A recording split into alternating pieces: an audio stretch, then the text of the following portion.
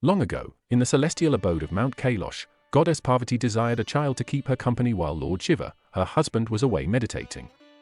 One day, she took some sandalwood paste she used for bathing, molded into the shape of a boy, and with her divine powers, breathed life into him. The boy opened his eyes, and Parvati, filled with joy, named him Ganesha. Ganesha was her creation, her son, full of life and innocence. One day, when Parvati was preparing for her bath, she instructed Ganesha to guard the entrance of her chambers and let no one inside. Ever obedient, Ganesha stood guard, proud of the duty his mother had given him. Meanwhile, Lord Shiva returned home after a long period of meditation. As he approached the door, he was surprised to see a young boy guarding the entrance. "Who are you, child?" asked Shiva. "I am Ganesha, and I cannot allow you to enter, as my mother is inside," the boy replied. Shiva, unaware that Ganesha was Parvati's son, felt insulted. After all, he was the great Mahadev, the ruler of the universe, and no one had ever barred his way before.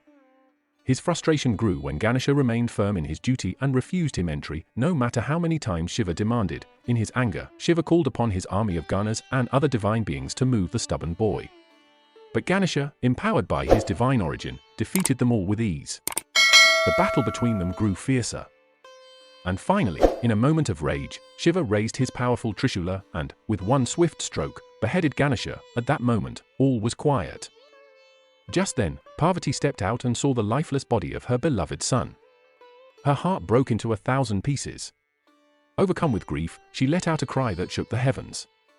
She transformed into her fierce and terrifying form, Kali, and vowed to destroy the world in her sorrow.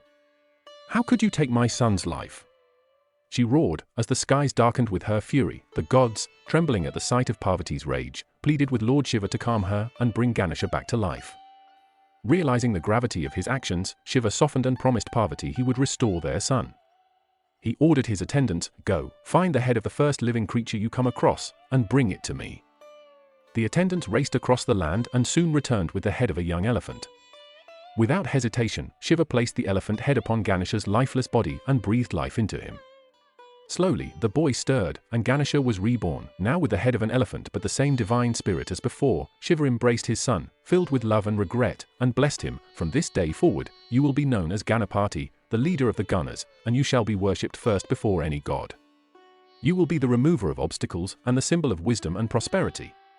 Parvati's heart swelled with joy as her son was restored to her, and the balance of the universe was once again maintained. From that day on, Lord Ganesha became one of the most revered gods, known for his wisdom, kindness, and strength, and beloved by all who seek his blessings.